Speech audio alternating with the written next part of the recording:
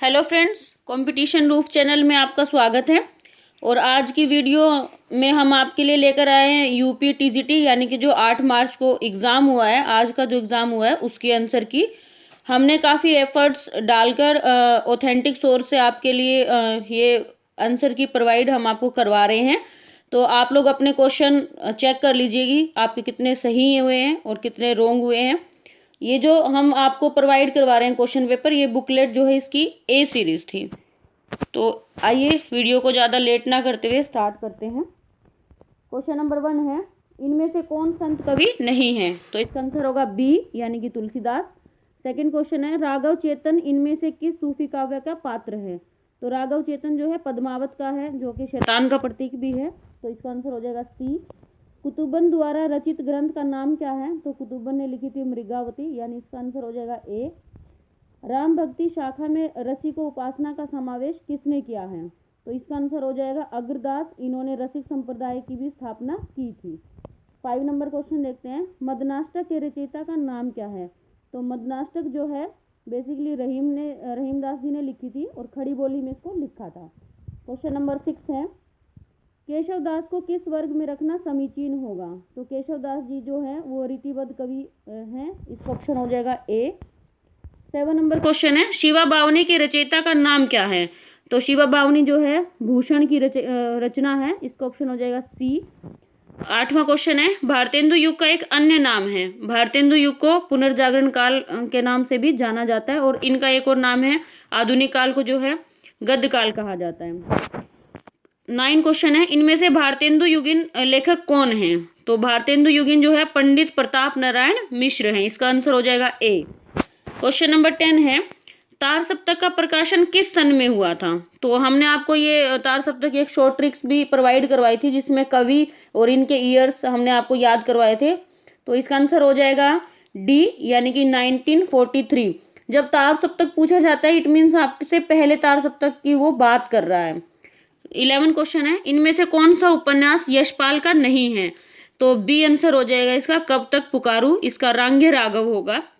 Next question देख लेते हैं, तीसरा सप्तक कब प्रकाशित हुआ था? तो तीसरा सप्तक जो है बी 1959 ईस्वी में प्रकाशित हुआ था। फ्रेंड्स, हमने तार सप्तक की जो ट्रिक्स करवाई थी उसमें काफ़ी क्वेश्चन आपको करवाए थे इस टाइप के, तो ये क्वेश्चन एग्जाम में भी आ गए हैं।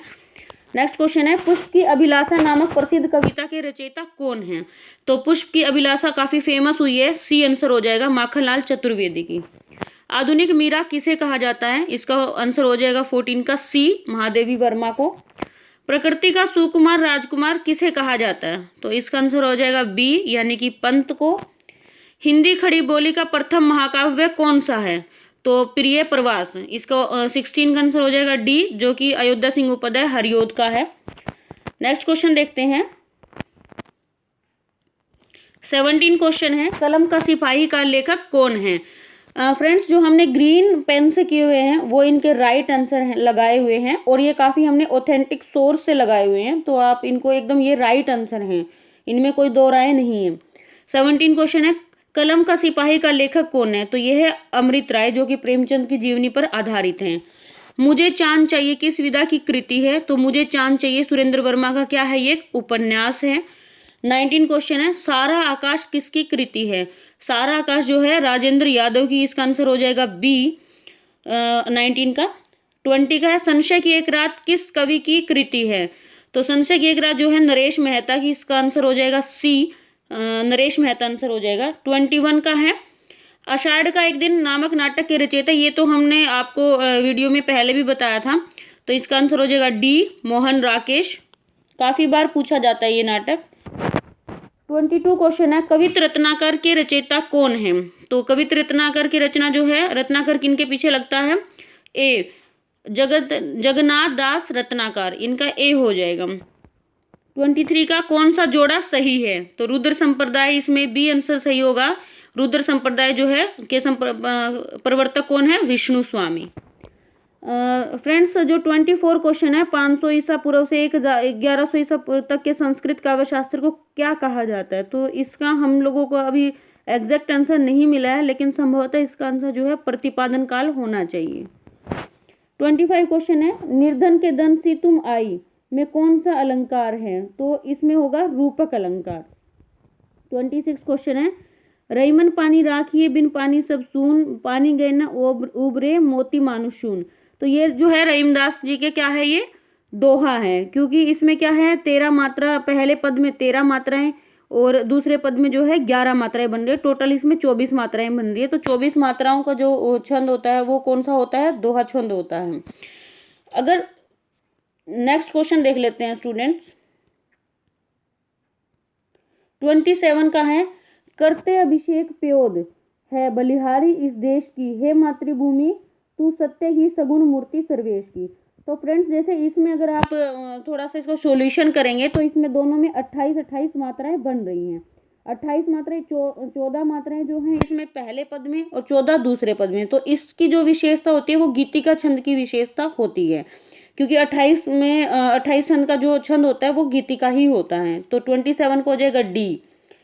तो 28 देख लेते हैं, कहा के कई ने से क्रोध दूर हट दूर अरि निर्बोध, उपयुक्त पंक्ति में कौन सा रस है? जैसे इसमें से क्रोध से ही समझ में आ रहा है कि गुस्सा किया जा रहा है, तो गुस्से के लिए होता है रौद्र रस। तो इसका आंसर हो जाएगा 28 का डी।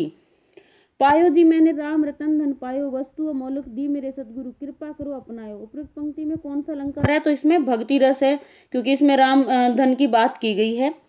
30 का देख लेते हैं, ब्रजभाषा का विकास इनमें से किस प्राकृत अपभ्रंश से हुआ है? तो 30 का आंसर हो जाएगा सी, शोरशैनी अपभ्रंश से। नेक्स्ट क्वेश्चन देख लेते हैं, आगरा किस बोली का क्षेत्र है? तो आगरा में कौन सी बोली जाती है? खड़ी बोली की।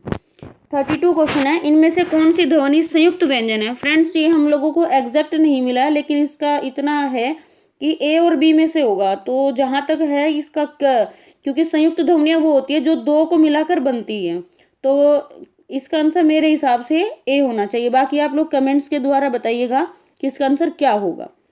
33 का आंसर, इनमें से कौन सा युग्म अघोष ध्वनि है? अघोष जो होती है वो पहली दो होती है, यानी कि इसके लिए शॉर्ट ट्रिक होती है 12 नंबर, इसको याद कर लेना चाहिए अघोष के लिए। तो पहली दो कौन सी है? पवर्ग जो है। तो आंसर हो जाएगा इसका सी। मुंडा भाषा परिवार का क्षेत्र कौन सा है? तो मुंडा भाषा जो है वो छोटा नागपुर के पठार में बोली जाती है। इसका आंसर हो जाएगा डी। 35 का क्वेश्चन देख लेते हैं, निम्नलिखित में से नीलकंठ कौन सा शब्द है? तो नीलकंठ कौन सा है? योगरूढ़ है। योगरूढ़ वो शब्द होते हैं जो मतलब कि एक विशेषता के लिए, हमेशा के लिए उनका एक बोला जाता है। जैसे नील के समान कंठ है जिसका, तो ये एक विशेषता को बताता है, और हमेशा जिसकी अच्छी विशेषता होगी वो नीलकंठ से ही उसको कंपैरिजन किया जाएगा। 36 क्वेश्चन है, निम्नलिखित में से कौन महाप्राण ध्वनि नहीं है? स्टूडेंट्स इसमें जो है आंसर दो होंगे, क्योंकि ज और ट दोनों ही इसमें महाप्राण ध्वनि नहीं है। तो अब ये आयोग पे डिपेंड करता है कि वो एग्जैक्ट आंसर कौन सा मानते हैं, क्योंकि ये ज और ट जो है दोनों ही अल्पप्राण ध्वनियों में आती हैं। नेक्स्ट देख लेते हैं, हिंदी को राजभाषा के रूप में संवैधानिक मान्यता कब मिली थी? बेसिकली ये क्वेश्चन जो है आयोग के द्वारा गलत दिया गया है, तो आई थिंक सो इसको सबका एक आंसर मिल जाना चाहिए। इसको जो है मान्यता मिली थी 14 सितंबर 1949 को। तो कोई इसको डेट के देख के लगाएगा और कोई इसको ईयर को देख के लगाएगा। तो आयोग को मुझे लगता है कि इस आंसर को सभी को मिलना चाहिए मार्क्स। 38 देख लेते हैं, अशोक ने पत्र पढ़ा, इस वाक्य में कौन सा कारक है? तो जैसे इसमें हम ऐसे देखते हैं, कर्ता ने कर्म को, तो कर्ता ने यानी ने, अशोक ने, तो इसमें हो जाएगा कर्ता। 38 को हो जाएगा ए। इनमें से कौन सा शब्द पुल्लिंग है? तो पुल्लिंग आप देख लीजिए, बोल के या कहीं सेंटेंस में लगा के आप इसको चेक कर सकते हैं। तो इसका आंसर होगा खटमल, यानी 39 का सी। चंद्रमुख में कौन सा समास है? तो चंद्र के समान मुख है जिसका, तो इसका आंसर हो जाएगा सी, यानी कि कर्मधारय समास। और फ्रेंड्स इसको ऑथेंटिक सोर्स से हमने देखा है, इसका आंसर सी ही होगा। कई लोगों ने इसको तत्पुरुष भी माना है, तत्पुरुष इसका नहीं होगा, इसका सी ही होगा। 41, मैं आदर सहित नमस्कार करता हूँ, वाक्य का शुद्ध रूप क्या होगा? तो मैं नमस्कार आदर सहित करता हूँ, ये अपोजिट वर्ड सा हो गया, और तो इसका आंसर होगा डी, मैं सादर नमस्कार करता हूँ। नेक्स्ट क्वेश्चन देख लेते हैं स्टूडेंट, हर्ष शब्द का विलोम शब्द क्या है? तो इसका आंसर हो जाएगा ए, यानी कि विषाद। जो समाचार भेजता हो के लिए एक शब्द होता है, यानी कि जो भेजता है, देखो संवाददाता तो वो होता है जो आर्टिकल को लिखता है, सूचक जो सूचना देता है, लेकिन जो समाचार भेजता है उसके लिए हो जाएगा प्रेषक, यानी इसका आंसर हो जाएगा सी। 44 देखते हैं, एक तो दोष था ही, उस पर दूसरा दोष लग जाना, तो अधजल गगरी छलकत जाए का मीनिंग नहीं होगा। इसका आंसर हो जाएगा सी, एक तो कलेजा तुझे नीम चढ़ा। नेक्स्ट क्वेश्चन है नैषधीय चरितम। हमने आपको संस्कृत का सेक्शन करवाए थे, कम से कम 7-8 वीडियो हमने आपको प्रोवाइड करवाई थी जिसमें हमने संस्कृत का सेक्शन करवाया था, और ये नैषधीय चरितम क्वेश्चन भी हमने उस टाइम करवाया था। तो इसका आंसर हो जाएगा सी, श्रीहर्ष। 46 है, इनमें से कौन सी रचना माघ की है? तो माघ की रचना हो जाएगी शिशुपाल वध। इसका आंसर हो जाएगा डी। 47 है, घाघर में सागर बढ़ना। इसका तो सभी को पता होगा, बेसिकली थोड़े में बहुत कुछ कह देना। 47 का हो जाएगा सी। कविता का बहुवचन हो जाएगा कविताएं, तो कविताएं में ये चंद बिंदु वाला आएगा, और एक जो इसमें ए आंसर दिया है वो इसका गलत मात्रा लगाई हुई है इसमें, तो इसलिए इसका आंसर हो जाएगा बी। जीवेशना का सही संधि विच्छेद क्या होगा? तो जीव प्लस एषणा, इसका आंसर हो जाएगा ए। प्रेम आतुर शब्द में कौन सा समास नहीं है? देखिए फ्रेंड्स, इसमें इन्होंने बोला है कि कौन सा नहीं है, तो द्विगु समास वो होता है जिसमें कि कुछ संख्याओं का बोध होता है, ठीक है। तो प्रेम आतुर में तो किसी संख्या का बोध नहीं हो रहा है, तो सीधे सीधे इसमें क्या आंसर हो जाएगा 50 का ए, द्विगु। 51 का सहस्तेन खादती में कौन सा कारक है? अब इसमें देखो, वह हाथ के द्वारा खाती है, इसकी हिंदी जो बनेगी वह हाथ के द्वारा खाती है। तो करण होता है जो के द्वारा होता है, जैसे कर्ता नहीं होता है, कर्म को होता है, और करण से के द्वारा होता है, तो किसके द्वारा खा रही है वो? हाथ के द्वारा। तो इसका आंसर हो जाएगा 51 का डी। 52 का कविता का मर्म में कौन सी विभक्ति है? फ्रेंड्स, इसका आंसर हमें एग्जैक्ट नहीं मिला है, लेकिन आप लोग हमें कमेंट के द्वारा बताइए इसका आंसर क्या होगा। 53 का राम कृष्णों में कौन सा समास है? ये तो रिपीटेड क्वेश्चन है और हमने आपको ये वीडियो में भी करवाया था क्वेश्चन, तो इसका होगा द्वंद्व समास। 54 का सज्जन सज्जन है पापाद जुगुप्से का हिंदी अनुवाद कीजिए। तो इसका भी एग्जैक्ट तो नहीं मिला है, बट इसका संभवतः आंसर जो होगा ए होगा, सज्जन पाप से घृणा करता है, ठीक है। 55 का देख लेते हैं, रामायण से सीता वनम गच्छति का हिंदी अनुवाद क्या होगा? ये तो मतलब हम लोग संस्कृत में भी बहुत पहले से पढ़ते थे, तो राम के साथ सीता वन जाती है, इसका आंसर हो जाएगा सी। 56 का सुबह दोपहर शाम किस प्रसिद्ध उपन्यासकार की रचना है? तो इसका आंसर हो जाएगा डी, कमलेश्वर की रचना है। 57 का राहुल संकृतन ने हिंदी का पहला कवि किसे माना है? तो इसका आंसर हो जाएगा सी, सरहप्पा को इन्होंने पहला कवि माना है। किस इतिहास लेखकों ने अपने इतिहास ग्रंथों में लगभग 5000 कवियों का विवरण किया है? तो 58 का आंसर हो जाएगा ए, मिश्र बंधुओं ने। नेक्स्ट देख लेते हैं, गौड़ीय संप्रदाय के प्रवर्तक आचार्य कौन होंगे? इसका आंसर हो जाएगा सी, चैतन्य महाप्रभु। 60 क्वेश्चन, अष्टछाप में कवियों की संख्या कितनी थी? इसमें 8 थी, 4 इसमें वल्लभाचार्य के शिष्य थे और 4 इसमें विठलनाथ के शिष्य थे। 61 क्वेश्चन, सूफी कवि नूर मोहम्मद की रचना का नाम क्या है? अनुराग बांसुरी, इसका आंसर हो जाएगा बी। संत कवि गुरु नानक देव का जन्म कहाँ हुआ था? देखिए फ्रेंड्स, इसमें बड़ा कंफ्यूजन था। वैसे बेसिकली तो जीके का अगर क्वेश्चन होता तो तलवंडी इसका आंसर सही होता, लेकिन वर्तमान में जो तलवंडी को जाना जाता है वो ननकाना के नाम से जाना जाता है, तो इस हिसाब से आयोग पे अब डिपेंड करेगा, क्योंकि आंसर तलवंडी भी सही है और ननकाना भी सही है, लेकिन वर्तमान में तलवंडी को ननकाना के नाम से जाना जाता है, इसलिए इसका ज्यादा जो आंसर सही होगा वो डी होगा, यानी कि ननकाना होगा। 63 श्रृंगार और वात्सल्य रस का सम्राट किस कवि को कहा जाता है? तो इसका आंसर हो जाएगा बी, यानी कि सूरदास को कहा जाता है। नेक्स्ट क्वेश्चन देख लेते हैं, भक्ति का प्रारंभ कहाँ से हुआ था? तो भक्ति का प्रारंभ दक्षिण भारत से माना जाता है, और रामानंद जी जो है दक्षिण भारत से उत्तर भारत में भक्ति को लेकर आए थे। 65 क्वेश्चन है, ज्ञानदीप के रचयिता का नाम क्या है? इसका आंसर हो जाएगा डी, यानी कि शेख नबी। 66 देख लेते हैं, सूरदास के दृष्टकूट पद किस काव्य ग्रंथ में संकलित है? तो इसका आंसर हो जाएगा बी, यानी कि साहित्य लहरी में उन्होंने दृष्टकूट पदों का यूज किया है। 67 देखते हैं, इनमें से कौन सी कृति केशवदास की नहीं है? तो देखिए, रामचंद्रिका, रसिक प्रिया और विज्ञान गीता, ये तीनों ही केशवदास की है, तो इसका आंसर हो जाएगा सी, अनेकार्थ मंजरी इनकी नहीं है। 68 देखते हैं, आचार्य रामचंद्र शुक्ल ने रीतिकाल का समय माना है, तो इन्होंने माना है बी, 1700 विक्रम से 1900 विक्रम तक का, तो आंसर हो जाएगा बी। नेक्स्ट देखते हैं, रीतिकाल में किस रस की प्रधानता काव्य में रही है? तो ये तो सभी को पता होगा, श्रृंगार रस प्रधानता में रहा है। नेक्स्ट क्वेश्चन, इनमें से रीतिकाल का कौन सा कवि अपने प्रकृति चित्रण के लिए विख्यात है? तो 70 का होगा सी, सेनापति को प्रकृति चित्रण के लिए फेमस माना जाता है। 71 ब्राह्मण पत्र के संस्थापक संपादक का नाम क्या है? तो प्रताप नारायण मिश्र। 71 का हो जाएगा बी। नेक्स्ट देख लेते हैं, इनमें कौन छायावादी कवि कौन नहीं है? तो देखिए 4 इसमें पिलर हैं बेसिकली, इसमें डी इसका आंसर हो जाएगा। शिवमंगल सिंह सुमन छायावादी कवि नहीं है। 73 का कुरु कुरु स्वाहा उपन्यास के लेखक इनमें से कौन है? तो 73 का हो जाएगा डी। मनोहर श्याम जोशी कुरु कुरु स्वाहा उपन्यास के लेखक हैं। 74 का देखते हैं, आवारा मसीहा के लेखक कौन है? तो आवारा मसीहा के जो लेखक है होंगे वो होंगे विष्णु प्रभाकर, यानी कि आंसर होगा बी। 75 कामयानी में कुल कितने सर्ग हैं? तो कामयानी में कुल टोटल 15 सर्ग है, ऑप्शन डी इसका आंसर होगा। रत्नाकृत उद्धव शतक किस भाषा में लिखा गया काव्य ग्रंथ है? तो ये किस भाषा में लिखा गया? ब्रज भाषा में, आंसर होगा बी। 77 देखते हैं, इनमें से किस नाटक में नारी के पुनर्गलन की समस्या उठाई गई है? 77 का होगा बी, ध्रुव स्वामिनी। 78 इनमें से किसने सर्वाधिक ऐतिहासिक नाटक लिखे हैं? तो देखिए अगर नाटक पूछ रहा है तो जयशंकर प्रसाद होगा, है ना। तो लक्ष्मी नारायण लाल किसके लिए फेमस माने जाते हैं? ये उपन्यास, ऐतिहासिक उपन्यासकार के रूप में जाने जाते हैं। तो 78 का हो जाएगा बी।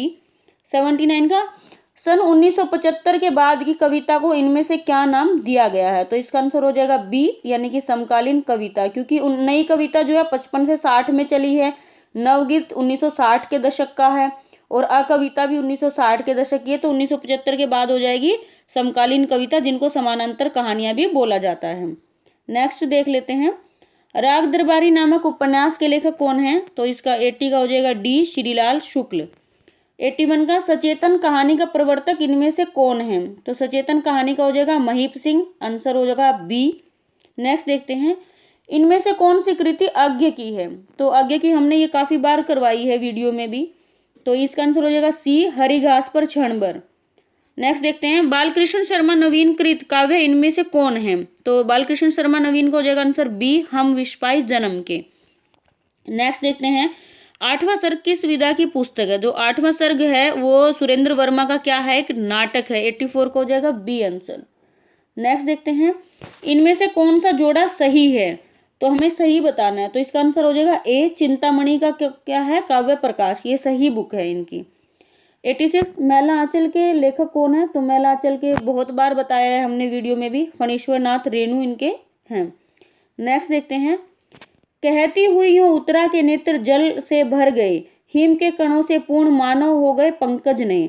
तो जहाँ पे मानो, जानो, तनु, मनु इस तरीके के वर्ड जहाँ आते होते हैं उनमें होता है उत्प्रेक्षा अलंकार। 87 का हो जाएगा ए। नेक्स्ट देखते हैं, 88 का चरण कमल बंदो हरिराई में कौन सा अलंकार है? तो इसमें हो जाएगा रूपक अलंकार। ये रिपीट क्वेश्चन भी है यूपी में, पहले भी पीजीटी में पूछा हुआ क्वेश्चन है। नेक्स्ट देखते हैं 89 का, रघुकुल रीत सदा चली आई, प्राण जाई पर वचन न जाइए। फ्रेंड्स देखिए इसमें क्या है कि 16-16 मात्राएं बन रही हैं और 16-16 जहां मात्राएं बनती है तो वो चौपाई होता है, तो ये कौन सा हो जाएगा? चौपाई छंद। 89 का बी। नेक्स्ट देखते हैं 90 का, निशिदिन बरसत नैन हमारे सदा रहत, पावस ऋतु हम पर जब ते श्याम सिधारे। देखिए इसमें क्या है कि जब से श्याम चले गए हैं तब से हमारे नैन क्या है, हमेशा उनके वियोग में रोते रहते हैं, जैसे कि पावस ऋतु आ गई है, इस तरीके का वर्णन किया गया। तो इसमें गोपियों का वर्णन किया गया है उनके विरह का, तो आंसर हो जाएगा बी, वियोग श्रृंगार रस। नेक्स्ट देखते हैं 91 का, जसोदा हरि पालने झुलावे, हलरावे दुलराए, मल्हाबे जोई साए कछु गावे। उपयुक्त पंक्ति में कौन सा रस है? इसमें कौन सा है? सूरदास की पंक्ति है बेसिकली, तो वात्सल्य रस है। 92 का देखते हैं, इनमें से किस बोली का बिहारी हिंदी से संबंध नहीं है? तो बिहारी से देखिए अवधि का नहीं होगा, ए आंसर होगा। मगी, भोजपुरी और मैथिली इन तीनों भाषाओं का संबंध बिहारी से होता है।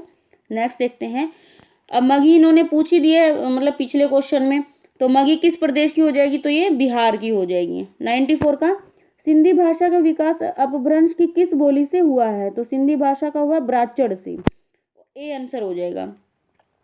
95 का, हिंदू मग पर पाँव न राखिए का बहुतो जो हिंदू बाखिए, ये काव्य पंक्तियां किस बोली की है? देखिए बेसिकली ये विद्यापति की हैं और विद्यापति ने मैथिली में भी लिखी हैं और अवधी में भी लिखा है, ब्रज में भी लिखा है, तो इसका आप लोग हमें कमेंट के द्वारा आंसर बताइए, लेकिन जहाँ तक संभव है इसका ए आंसर होना चाहिए, ब्रजभाषा। तो आप लोग इसको थोड़ा देख लीजिए, अभी हम इसमें श्योर नहीं है। 96 का देखते हैं, इनमें से कौन सा पश्च स्वर है। तो आ जो है इसमें पश्च स्वर है, ई और बड़ी ई इसमें अग्र स्वर है। देखिए इस टाइप का क्वेश्चन अभी पीजीटी में भी पूछा गया था, उसमें ई पूछा गया था, और आ जो है इसमें मध्य स्वर होगा। 97 का देख लेते हैं, निम्नलिखित में से कौन देशज शब्द है। तो देशज जो है इसमें रेल होगा, 97 का डी। 98 देखते हैं, निम्नलिखित में से कौन तालव्य ध्वनि है। देखिए तालव्य जो है चवर्ग जो वर्ग होता है, च छ झ झ, तो वो सारा तालव्य के अंतर्गत आता है, तो इसका च हो जाएगा 98 का ए। 99, इनमें से कौन सी लिपि नहीं है। तो अंग्रेजी क्या है, अंग्रेजी एक भाषा है, जबकि अंग्रेजी की लिपि क्या है, एक रोमन है, तो इसमें सीधा सा क्वेश्चन था, 99 का डी आंसर हो जाएगा। छ ध्वनि का उच्चारण, जैसे मैंने अभी बताया ये कि चवर्ग जो होगा वो सारा किस में आएगा, तालव्य में, च छ झ, तो 100 का क्या हो जाएगा, सी, यानी कि तालव्य। 101 का देखते हैं, उसके प्राण सूख गए, इस वाक्य में प्राण का वचन निर्धारित कीजिए। देखिए वैसे तो प्राण जो है अपने आप में बहुवचन भी है और अपने आप में एक वचन भी है, लेकिन उन्होंने क्योंकि इस वाक्य के कंटेक्स्ट में पूछा था तो उसके प्राण सूख गए, यानी किसी एक बंदे की बात हो रही है, तो इसमें यहाँ पर एक वचन के उसमें होना चाहिए। बाकी अगर हमें ये मिलता है तो हम आगे इसको अगली नेक्स्ट वीडियो में आपको इसका आंसर जरूर बताएंगे। 102 का देखते हैं, सज्जन का संधि विच्छेद क्या होगा, सत्य प्लस जन, तो 102 का हो जाएगा बी। 103 का, ऋण मुक्त शब्द में कौन सा समास है। देखिए समास इन्होंने पूछा है, जो कोई चीज ऋण से मुक्त, जब कोई चीज अलग होती है, से अलग होना होता है, इसमें हो जाएगा अपादान तत्पुरुष, तो 103 का आंसर हो जाएगा डी। 104 का देखते हैं, इनमें से एक मोक्ष का पर्यायवाची है। जैसे मोक्ष क्या होती है, मुक्ति यानी कि निर्वाण, 104 का हो जाएगा ए। चरम शब्द का समानार्थक क्या है, 105 का हो जाएगा बी, चमड़ा। 106 का देखते हैं, खाक में मिलाना, मुहावरे का सही अर्थ क्या होगा, नष्ट कर देना, खाक में मिलाना, मिट्टी में मिला देना एकदम, तो आंसर सी। 107 का देखते हैं, इनमें से कौन कालिदास की दूसरी रचना है। फ्रेंड्स इस क्वेश्चन को हम अभी ढूंढ नहीं पाए हैं क्योंकि इन्होंने दूसरी पूछा है, तो 10 रूपक और प्रतिमा नाटक तो इनकी है ही नहीं, तो बचा रघुवंशम और अभिज्ञान शाकुंतलम, तो इन्होंने दूसरी पूछा है। रघुवंश तो इन्होंने बहुत पहले लिखी थी, तो इसका अगर हम ट्रिक के माध्यम से देखें तो इसका आंसर बी होना चाहिए, अभिज्ञान शाकुंतलम। अगर आप लोगों को ये किसी बुक्स में मिलता है तो देन कमेंट के द्वारा आप हमें भी इसका आंसर बता सकते हैं। नेक्स्ट क्वेश्चन, मालती माधव किसकी रचना है। तो मालती माधव इसका आंसर हो जाएगा बी, यानी कि भवभूति की रचना है। 109 का देखते हैं, दश कुमार चरितम किसकी रचना है। ये हमने आपको जो संस्कृत की वीडियो प्रोवाइड करवाई थी उसमें सारे क्वेश्चन हमने कवर करवाए थे, कम से कम हमने आपको पार्ट 1 से लेके मतलब 7-8 पार्ट हमने प्रोवाइड करवाए थे, उसमें सारे क्वेश्चन हमने करवाए थे, तो सारे क्वेश्चन आए भी हुए हैं। 109 का, दश कुमार चरितम किसकी रचना है, ये हो जाएगा बी, यानी कि दंडी। राम घर से निकला, इस वाक्य में घर से में कौन सा कारक है। देखिए एक होता है करण से के द्वारा, जब कोई काम किसी के द्वारा होता है तो वहां होता है करण कारक, लेकिन यहाँ निकला यानी कि घर से वो क्या हो रहा है, अलग हो रहा है, निकल गया है घर से, तो इसमें होना चाहिए अपादान कारक, 110 का बी। गठरी शब्द क्या है, गठरी शब्द क्या है, स्त्रीलिंग है, 111 का ए।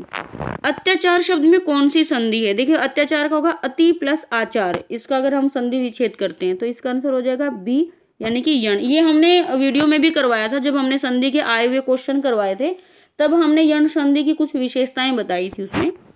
113 का, उत्तर दक्षिण में कौन सा समास होता है। देखिए इसमें तो जिसमें डैश लगा होता है तो वो बेसिकली कौन सा समास होता है, द्वंद्व समास होता है। नेक्स्ट देखते हैं, राम है रावण ममार में कौन सा लकार है। फ्रेंड्स इसका आंसर अभी एग्जैक्ट नहीं बता सकते, लेकिन ममार क्योंकि पीछे जो है लृट जो है भविष्य के लिए होता है, लट जो है वर्तमान के लिए होता है, और लंग जो है विधिलिंग होता है, तो इस हिसाब से इसका आंसर ए होना चाहिए, क्योंकि ममार जो है ये तीनों ही नहीं है, तो इसका होना चाहिए लिट लकार। 115 का, मति शब्द रूप में कौन सी विभक्ति है। मति में यहाँ पे ये क्वेश्चन भी संभवतः इसका आंसर ए होना चाहिए, प्रथमा इसकी विभक्ति होनी चाहिए। 116 का, इदम रमेशस्य पुस्तकम अस्ति का हिंदी अनुवाद कीजिए। इसका जो आंसर होगा कि यह रमेश की पुस्तक है, इसका आंसर होगा इदम, मतलब यह रमेश की पुस्तक है। 116 का ए आंसर होना चाहिए। 117 का देखते हैं, बालिका गच्छन्ति अस्ति, तो इसका क्या हो जाएगा, 117 का आंसर इसमें हो जाएगा बी, बालिका जाती होगी, क्योंकि अगर वो गच्छन्ति अस्ति लगा रहा है पीछे, तो अस्ति लगा रहा तो इट मीन्स वो भविष्य की बात शायद कर रहा होगा, इसमें एग्जैक्ट नहीं बता सकते हैं इसका भी, बाकी आयोग जब अपनी ऑफिशियल देगा तो हम इसका आंसर आपको जरूर बताएंगे। नेक्स्ट देखते हैं, सूफी साधना के 4 पड़ावों में इनमें कौन सा नहीं है, तो सूफी ये देखो, शरीयत, तरीकत, मार्फियत, इसमें तीनों होते हैं, तो इसका आंसर हो जाएगा सी, मलकत नहीं होता है। 119 का, कुआनो नदी इनमें से किस कवि की कृति है, तो ये हो जाएगा सर्वेश्वर दयाल सक्सेना की, ए आंसर हो जाएगा इसका। नाथ संप्रदाय के प्रवर्तक इनमें कौन है, तो 120 का हो जाएगा ए, गोरखनाथ। महापुराण के रचनाकार पुष्यदंत, बी आंसर हो जाएगा। रसमंजरी किस कवि की कृति है, इसका आंसर 122 का सी हो जाएगा, नंददास की। और मृगावती के रचनाकार कौन है, कुतुबन है। भ्रमर गीत का उपजीव्य ग्रंथ कौन सा है, तो उपजीव्य ग्रंथ का बेसिकली यहाँ पे मतलब यही है कि भ्रमर गीत कहाँ से लिया गया है, तो इसमें हो गया श्रीमद् भागवत महापुराण से इसको लिया गया है, 124 का ए। वीडियो का लास्ट क्वेश्चन है स्टूडेंट्स, अगर आपको हमारी वीडियो पसंद आई है और अगर आपको हिंदी से रिलेट और भी अच्छे अच्छे क्वेश्चन चाहिए होते हैं, तो हम आगे आने वाले नवोदय के एग्जाम की भी तैयारी करवाएंगे आपको। एसएससी का जो एग्जाम होगा, इवन केवीएस का, फ्रेंड्स अभी पीजीटी में केवीएस में मेरा हुआ है, तो मैं चाह रही हूँ कि मेरे पास जो भी अच्छा मैटर है मैं सभी स्टूडेंट्स को प्रोवाइड करवाऊँ, तो हमारी वीडियो में आप लोग बने रहिए। लास्ट क्वेश्चन है, विनय पत्रिका की रचना किस भाषा में हुई है, तो इसका आंसर होगा बी, ब्रज भाषा में तुलसीदास की रचना है। और फ्रेंड्स आपको अगर हमारी वीडियो अच्छी लगी है तो जिन भी बच्चों, आप सभी स्टूडेंट्स के साथ वीडियो को शेयर करें, ज़्यादा से ज़्यादा लाइक करें। एंड जय हिंद, जय भारत।